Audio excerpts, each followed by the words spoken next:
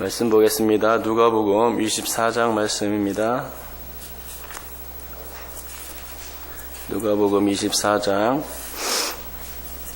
28절부터 35절까지의 말씀입니다. 28절부터 35절까지 교독해서 읽도록 하겠습니다. 제가 먼저 읽습니다. 그들이 가는 마을에 가까이 가매 예수는 더 가려 하는 것 같이 하시니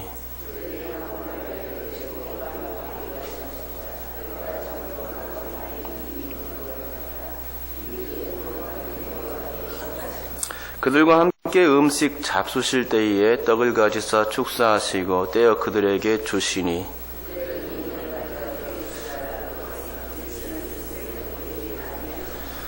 그들이 서로 말하되 길에서 우리에게 말씀하시고 우리에게 성경을 풀어주실 때에 우리 속에서 마음이 뜨겁지 아니하더냐 하고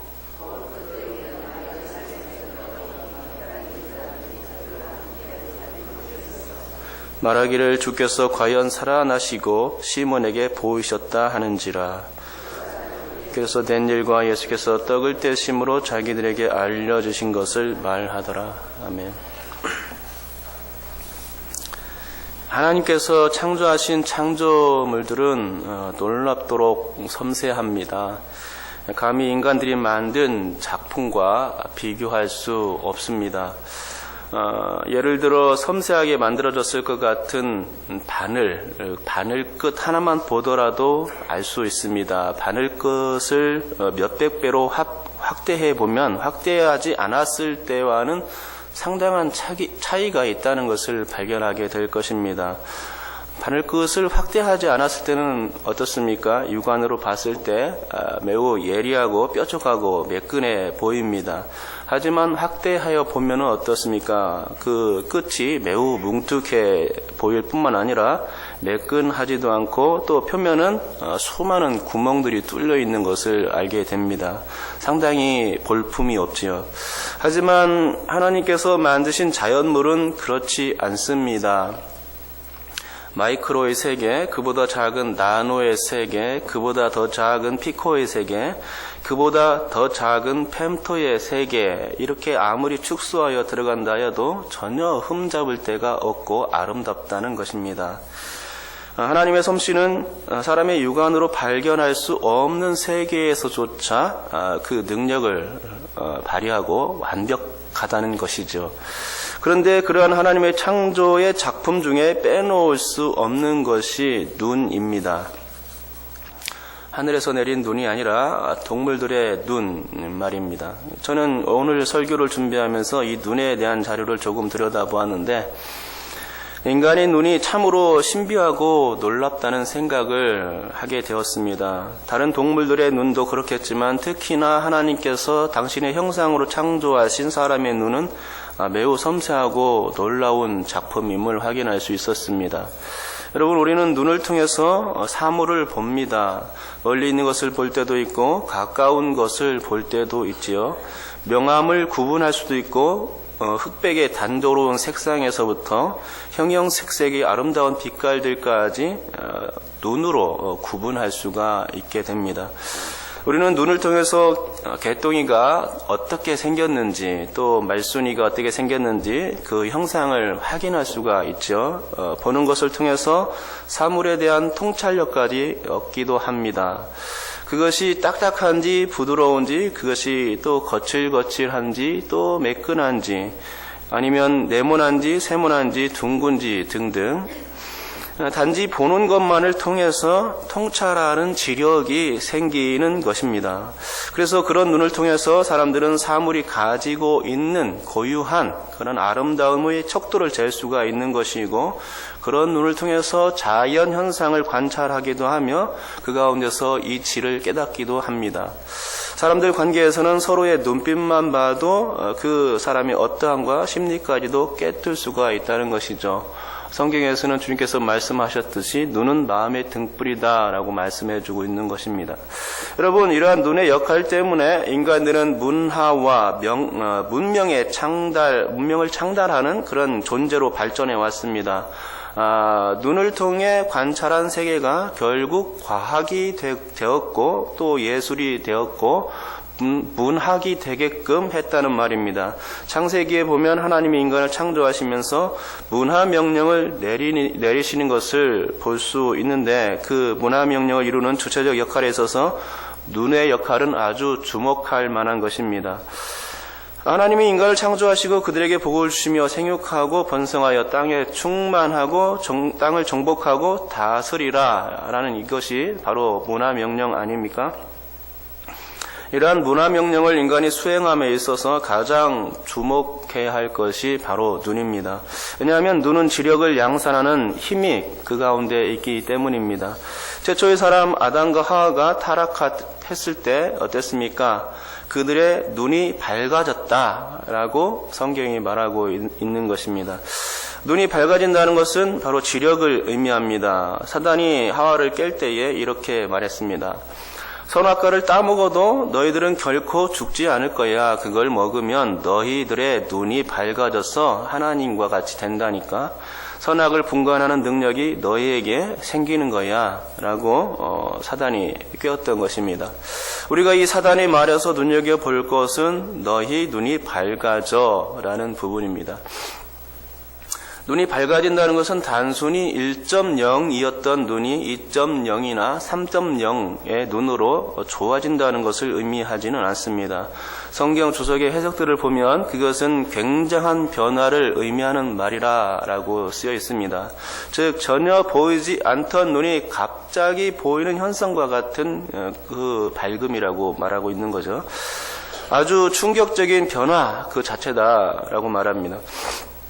그래서 창세기 3장에 나타난 눈의 밝아짐은 단순한 눈의 개선을 넘어서 인간의 지력과 연결시켜야만 할 부분입니다.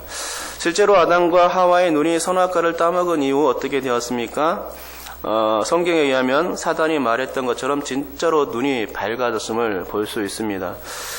사단은 3장 5절에서 너희 눈이 밝아질 거야 라고 했는데 7절에서 선악과를 따먹은 그 아담과 하와가 어떻다고 말합니까? 진짜 밝아졌다 라고 진짜라는 말은 없고 밝아졌다 라고 적혀 있습니다. 눈이 밝아지니 자신들이 벗은 것을 바로 확인할 수 있었습니다. 선악과를 따먹기 전에는 벗은 것도 모르고 잘만 지냈는데 먹고 나니까 그게 보인 겁니다. 그래서 어떻게 했습니까? 얼른 무화과 나무를 보고 그 잎사귀를 통해서 중요한 부분을 가리게 되었던 것입니다. 하지만 그들의 눈이 밝아지면 뭐 하겠습니까? 그들은 이제 마귀의 하수인이 되고 사단의 지배를 받게 된 것입니다. 마귀의 노예가 된 것이죠. 더군다나 그들이 이제 하나님을 육신의 눈으로는 볼 수 없는 존재가 되었습니다. 구약에서 하나님을 본 사람이 없다는 말과 하나님을 본 자는 죽을 수밖에 없다는 얘기가 바로 그런 얘기입니다. 아담 이후로 인간의 육적인 눈은 떠지게 되었지만 영적인 눈은 이제 가려지게 된 것입니다. 우리 눈으로 하나님을 확인할 수가 없고 그래서 또 하나님이 없다라고도 말할 수 있는 부분이 된 것이죠. 그래서 수많은 사람들이 하나님을 알지 못하고 지내게 되는 무지 현상을 낳게 된 것입니다. 여러분, 우리 인간은 스스로 하나님을 볼 수가 없는 존재가 돼버린 것입니다. 죄 때문에 그렇게 된 것이죠. 볼 수 없으니 하나님이 계신 것을 알 수가 없고 하나님을 무시해버리는 그런 무신론에 빠지게 되는 것입니다. 하나님께서 인간에게 자신을 계시하지 않은 이상 인간 스스로가 하나님을 알 수 있는 방법은 전혀 없게 되었다는 말이죠. 그것이 성경이 증거하는 눈에 관한 메시지입니다. 요한복음 1장 18절의 말씀이 그 근거 구절입니다. 본래 하나님을 본 사람이 없으되 라고 하면서 아버지 품속에 있는 독생하신 하나님이 나타내셨느니라. 하나님을 볼 수 있는 방법이 생겼다는 것입니다. 본래는 볼 수 없었다. 구약에는 볼 수 없었는데 신약에 들어와서는 예수님이 태어나심으로 말미암아서 하나님을 볼 수 있게 되었다라고 말씀하고 있는 거죠. 구약에서는 절대 하나님을 볼 수 없었습니다. 하지만 예수님이 이 땅에 오심으로 해서 하나님을 볼 수 있게 된 것입니다. 계시라는 말이 있는데요. 계시, 특별히 이 계시에는 일반 계시와 특별 계시가 있죠. 그런데 일반 계시를 통해서는 하나님이 계신 것을 알 수 있습니다. 그러나 어렴풋이 계신 것을 알 수 있습니다. 일반 계시를 통해서는 잘 알기가 어렵습니다. 그렇지만 특별 계시를 통해서 우리에게 주신 바가 있는데, 특별 계시는 성경과 또 예수님입니다. 육신으로 현현하신 예수님이죠. 이 특별 계시를 통해서는 하나님을 볼 수 있는 방법이 있습니다. 그러니까는 성경 말씀을 읽다 보면 성경 말씀이 특별 계시고 또 예수님이 특별 계신데, 이 성경 말씀을 읽다 보면 하나님을 만날 수가 있는 것입니다. 성경 말씀을 통해서 하나님을 볼 수가 있는 것이죠. 둘째로 신약시대의 말씀이 육신에 대해서 오신 그 예수님을 본 사람들은 또 하나님을 본 것과 같았다는 말입니다. 그렇다면 지금의 우리는 하나님을 볼 수 있습니까? 육신으로 나타나신 예수님이 지금 존재하지 않기 때문에 볼 수 없는 것 아닙니까? 그러나 우리는 여전히 성경을 통해서, 하나님께서 우리에게 주신 그 성경을 통해서 보고 있죠. 마태복음 5장 8절에 따르면 마음이 청결한 자는 복이 있나니 그들이 하나님을 볼 것이요 라고 말씀하는데, 잘은 모르겠지만 태초의 상태로 회복되면 인간은 하나님을 볼 수 있다라는 말씀으로 여겨지는 말씀입니다.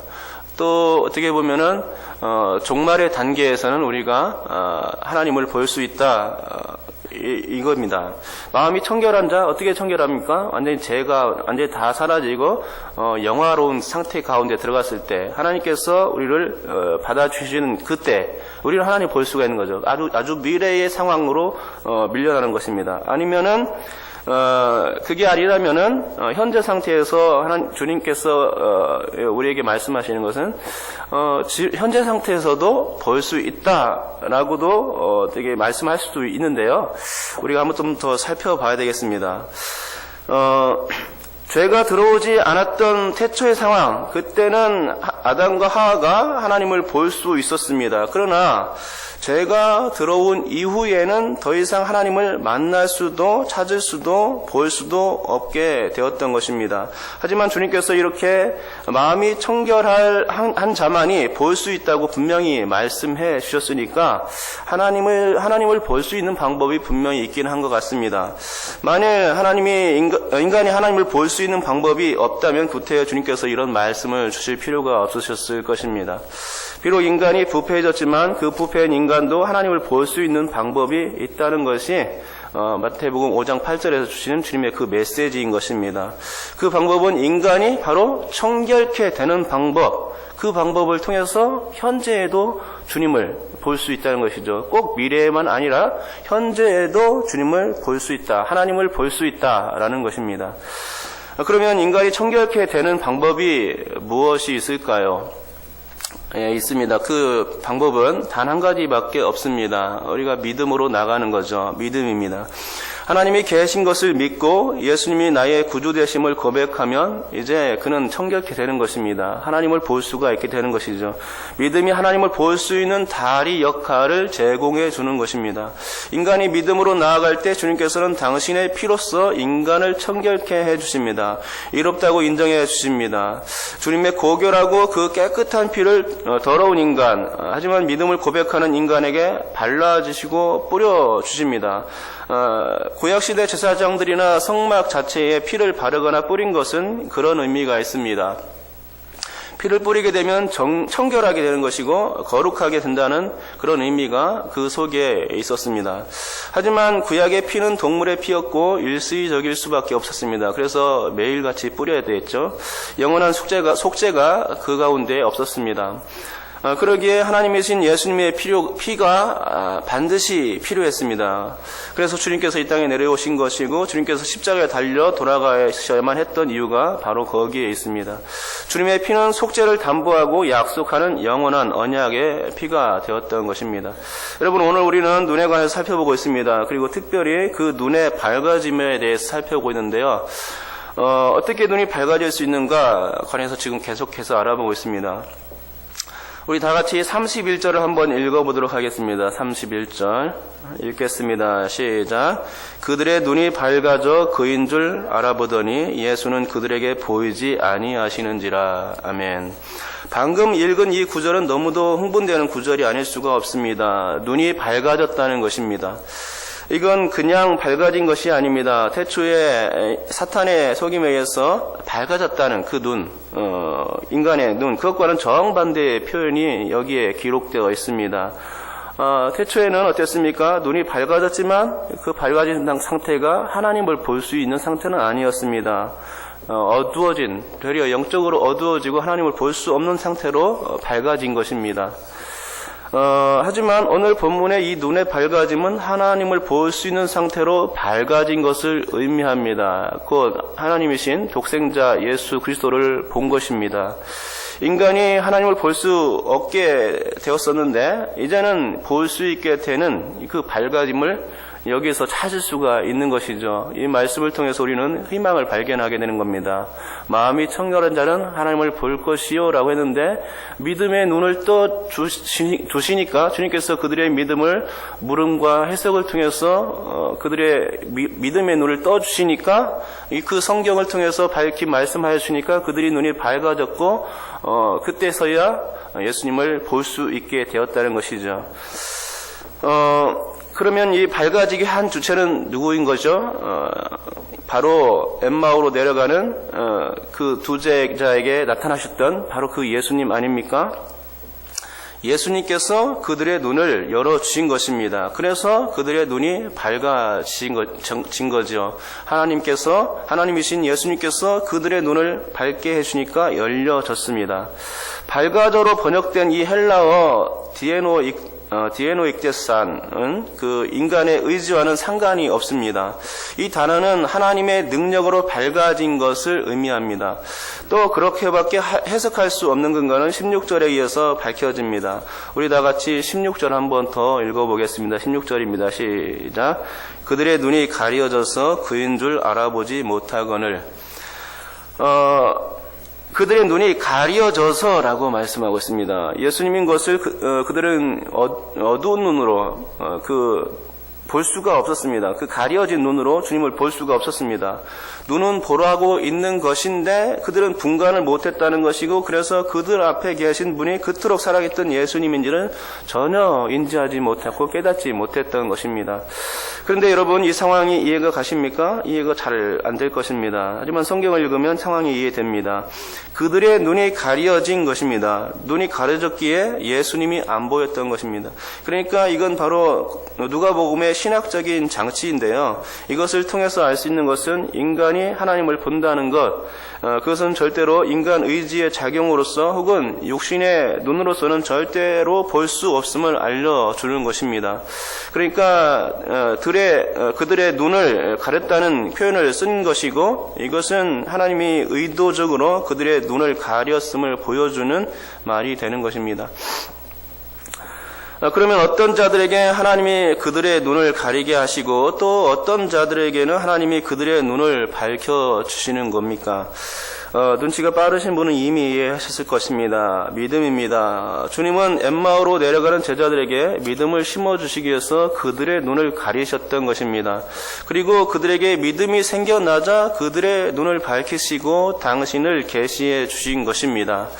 눈이 가려졌을 때는 예수님 것을 알아보지 못했지만 밝혀주시자 예수님인 것을 이제 알게 된 것이죠. 주님께서 당신이 부활하신 것을 가르치시는 방법이 바로 그거였습니다. 눈을 가리게 하시고 가리신 이후에 질문으로 그들의 믿음 상황을 먼저 체크하신 다음에 그들이 여린 믿음, 약한 믿음, 부정한 믿음임을 스스로 자각해 한 후에 이제 성경 해석을 통해서 주님은 당신이 어떠한 분이신 것을 깨닫게 해주셨습니다.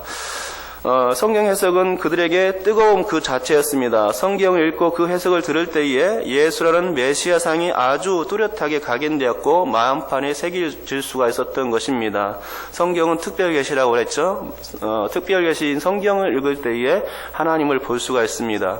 여러분 이렇듯 우리는 하나님을 볼 수 있게 된 것이죠.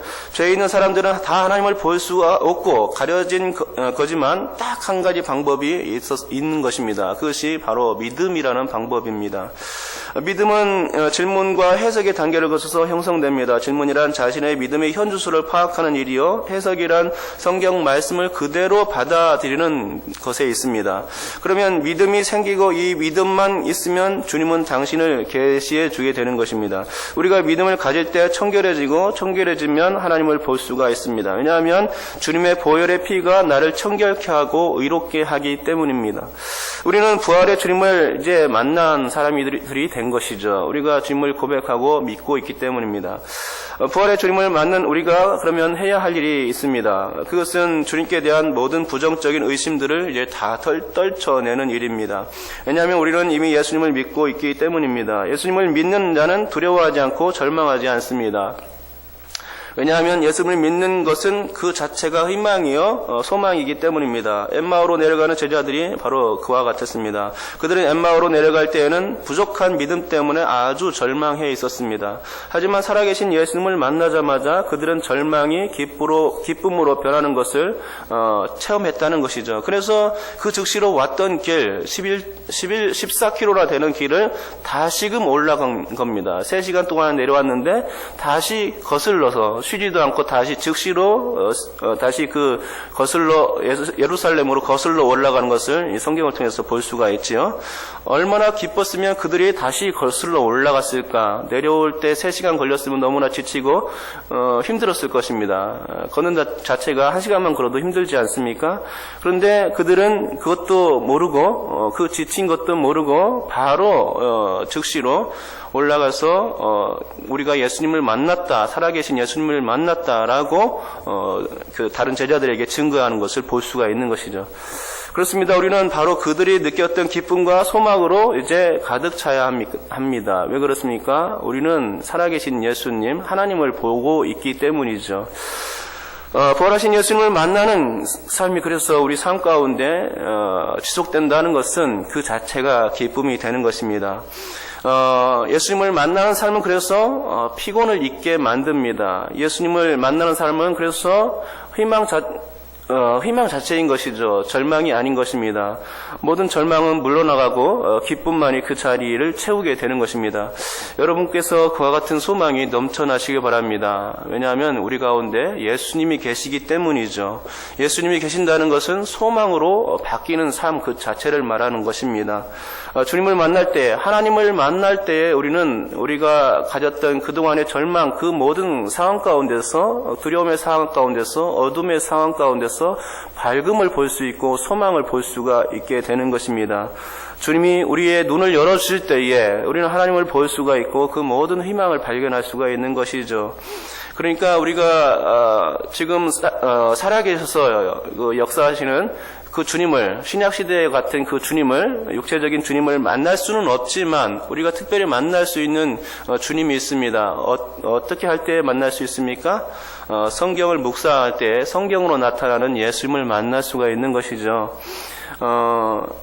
엠마오로 내려가는 제자들에게 예수님께서 성경 말씀 해석할 때 그들 마음 가운데 뜨거움이 있었다고 했는데 분명히 그렇습니다. 뜨거움이 있다는 것은 그들에게 믿음을 주시는 그 전달이죠. 우리가 그러니까 성경을 읽을 때 뜨거움을 주시고 그 뜨거움을 주신 것은 우리가 믿음이 생겨난다는 것을 의미할 것입니다. 그리고 그렇게 될 때 우리는 진정으로 그 가운데서 하나님을 볼 수가 있게 되는 것이죠. 부활하신 예수님 아직도 살아계셔서 지금도 살아계셔서 여전히 우리 가운데 역사하시고 부활하신 예수님으로 우리를 통치하시는 그 주님을 우리가 밝히 볼 수 있게 될 줄 믿습니다. 오늘 제자들의 눈이 밝아졌다고 말씀하고 있듯이 여러분께서 밝아지기 위해서 어떻게 해야 되겠느냐, 바로 성경 말씀을 볼 수 있기 바랍니다. 그리하면 우리는 항상 하나님을 볼 수가 있을 것이고 또 그 하나님을 볼 수 있음으로 말미암아서 엠마오로 내려가던 그 두 제자들의 기쁨, 그 기쁨이 다시금 우리 삶 가운데서 재현될 줄 믿습니다. 주님을 바라보는 삶, 하나님을 바라보는 삶이 성경을 통해서 일어나기를 주님의 이름으로 축복합니다. 기도하겠습니다. 하나님 아버지 감사합니다. 오늘 또 말씀을 들었습니다. 하나님 아버지 눈은 마음의 등불이라고 했는데 또 하나님 이 눈을 통해서 하나님 아버지 주신 메시지가 또 여러 가지 또 성경에 많이 있습니다. 하나님 눈은 속일 수가 없지요. 하나님 아버지, 그런데 죄 지은 인간은 하나님을 볼 수가 없다는 것이 정말로 안타까운 일이었습니다. 하나님을